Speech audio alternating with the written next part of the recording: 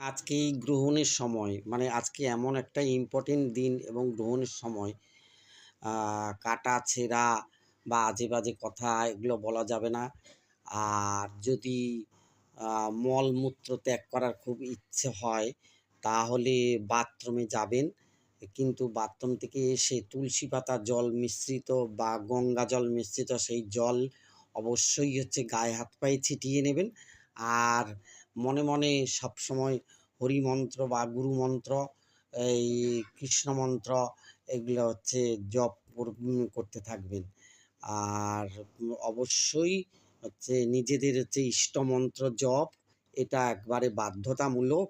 এটা করবেন। যারা স্নান করবে, যারা বাইরে বেরোবে, স্নান করবে বা স্নান করার ইচ্ছা হবে তারা তো সেটা আমার ফেসবুকে আমি দিয়ে গেছি লাইভে মন্ত্র। সেই মন্ত্রটা দেখে নেবেন অবশ্যই দয়া করে। তা ভালো থাকবেন, সুস্থ থাকবেন। অবশ্যই এই গ্রহণে এইসব কাজগুলো কাটাছেঁড়া আজে-বাজে কথা, কাউকে গালাগালি দেওয়া বা উল্টাপাল্টা কথা, উল্টাপাল্টা জিনিস খাওয়া আর এই মলমূত্র ত্যাগ এগুলো সমস্তই নিষিদ্ধ।